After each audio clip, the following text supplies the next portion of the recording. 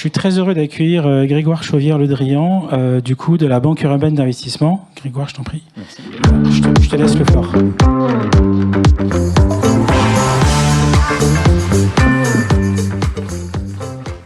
Bonjour à toutes et à tous. On a parlé ce matin d'un constat qui a été partagé sur la nécessité de la transformation. On est en pleine COP28. Je crois que les émissions de CO2 n'ont jamais été aussi importantes que cette année. On est loin de ce qu'on attendait d'il y a quelques années, des accords de Paris en 2021, à la COP 21. Et pourtant, il faut accélérer.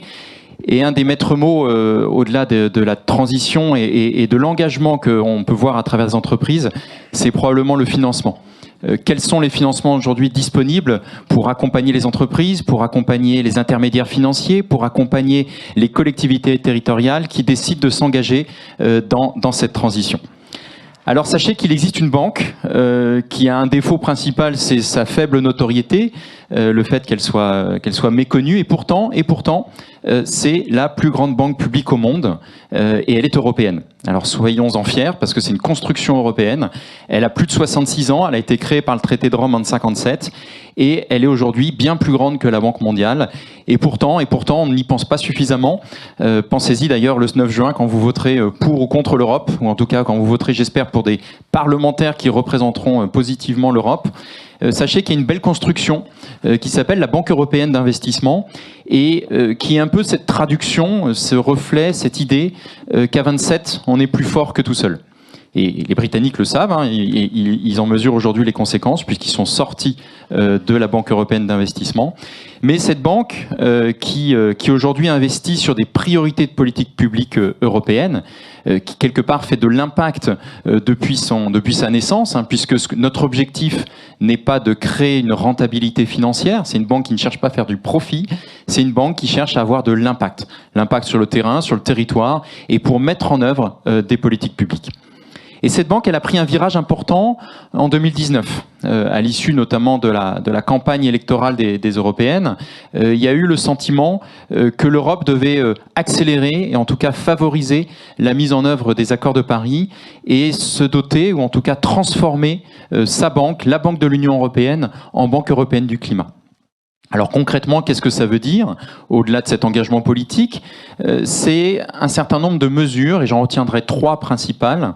La première, c'est une mesure qu'on a prise dès 2019, c'est d'exclure de nos portefeuilles d'investissement les projets qui mobilisent des énergies fossiles.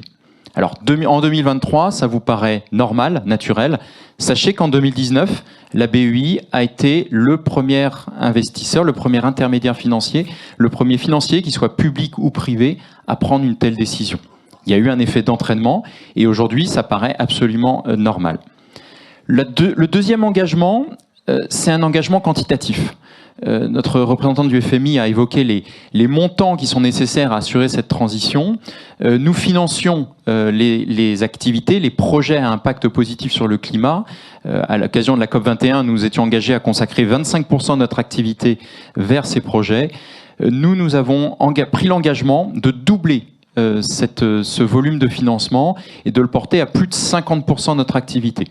Ce qui veut dire concrètement, sur un plan d'affaires constant, puisqu'on prête à peu près 70 milliards d'euros de financement de projets par an, nous allions consacrer à horizon 2025 près de 35 milliards d'euros de capacité d'investissement auprès des opérateurs privés, publics, auprès des intermédiaires financiers pour des projets à impact positif sur le climat. Et cet engagement, qui était pour un horizon 2025, la situation géopolitique et depuis l'agression russe du 24 février 2022, nous l'avons accéléré puisqu'il y a des besoins aujourd'hui en Europe d'autonomie énergétique, voire d'indépendance et de souveraineté énergétique. Donc dès l'année dernière, dès 2022, nous avons dépassé ce seuil d'investissement. Et sachez qu'en France, depuis plus de 3 ans, on est déjà bien au-delà, puisqu'on consacre à peu près 60 à 70% de nos engagements en France à des projets à impact positif sur le climat, sachant qu'en France, on investit à peu près 10 milliards d'euros par an. Donc, point très important, nous avons aujourd'hui les capacités en termes de mobilisation d'argent public, d'investissement vers des projets à impact positif sur le climat. Et en France, pour vous donner quelques exemples, on va aller financer à la fois des gros projets d'infrastructures publiques, de mobilité, de trains, tramways, de mobilité décarbonée. On va aller accompagner l'initiative prise par la région Occitanie pour financer des projets, des entreprises qui exploitent le potentiel de l'hydrogène avec le corridor H2. On va accompagner le développement des fermes éoliennes offshore flottants au large de Port-la-Nouvelle et aussi le port, l'infrastructure pour pouvoir intégrer cette nouvelle source d'énergie. La rénovation du réseau électrique auprès d'Enedis pour accompagner et intégrer les énergies renouvelables. Les câbles qui relient les éoliennes au port avec Nexans, qui est une belle boîte, qui est un des fleurons français sur cette technologie, fleuron européen. On va accompagner aussi l'usage avec les bornes de recharge électrique.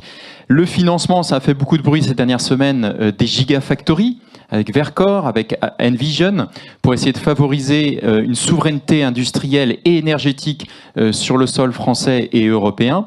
Donc on a une capacité aujourd'hui d'accompagner l'ensemble des acteurs, l'ensemble des écosystèmes qui donnent une force de frappe à l'Europe, et ça je pense que c'est un point important, pour développer en tout cas cette transition énergétique qui est appelée par la situation telle qu'on la connaît aujourd'hui. Et le troisième axe, le troisième pilier de cette Banque européenne du climat, c'est de faire en sorte qu'aucun projet que l'on finance ne peut avoir d'impact négatif sur le climat. C'est important d'avoir plus de la moitié de notre portefeuille de projets qui soit positif, mais on s'assure en tout cas qu'aucun projet pris individuellement ne puisse avoir d'impact négatif. Pourquoi on fait ça? Parce qu'on veut justifier et continuer à justifier qu'on va accompagner de l'innovation qui potentiellement n'aurait pas d'impact carbone, et ça je pense que c'est un point important. Sachez que pour la plupart d'entre vous, vous avez un vaccin Pfizer qui vous a vacciné contre le Covid. Derrière Pfizer, vous aviez une medtech allemande, une biotech allemande qu'on avait accompagnée dès 2019 parce qu'elle avait trouvé une méthode de traitement des cancers lourds à travers une nouvelle méthodologie dont on est tous les experts aujourd'hui, qui s'appelle l'ARN messager. Mais à l'époque, on a pris des risques puisqu'on a accompagné ce spin-off d'une université allemande grâce à nos outils de financement, sans lien direct avec la transition sur le climat, mais avec un impact qui est très important sur notre quotidien. Donc retenez peut-être quelques éléments. On a aujourd'hui en Europe une banque qui, et je tiens à le souligner, ne coûte rien aux contribuables. Et je pense que c'est un point important. Nous prêtons 70 milliards d'euros sur des projets à impact positif sur le climat et nous empruntons sur les marchés financiers grâce à la meilleure notation possible, c'est-à-dire un AAA qui est le fruit aussi d'une cohésion des 27 États membres qui pour autant ont été dégradés. Preuve qu'à 27, on est plus fort que tout seul. Donc on emprunte sur les marchés pas cher grâce au AAA et notre vocation n'est pas de faire du profit. Donc on rétrocède cet avantage à nos clients, à nos bénéficiaires, qu'ils soient des collectivités territoriales, que ce soit des entreprises, et on a une large capacité d'investissement, à la fois sur des grands groupes dans leurs projets de décarbonation. On a accompagné ArcelorMittal pour limiter et réduire ses émissions carbone. On accompagne Safran pour trouver le moteur aéronautique de demain. Nous ne sommes pas pour la décroissance, mais au contraire pour la transformation de nos économies. On accompagne aussi les plus petites entreprises qui sont en forte croissance.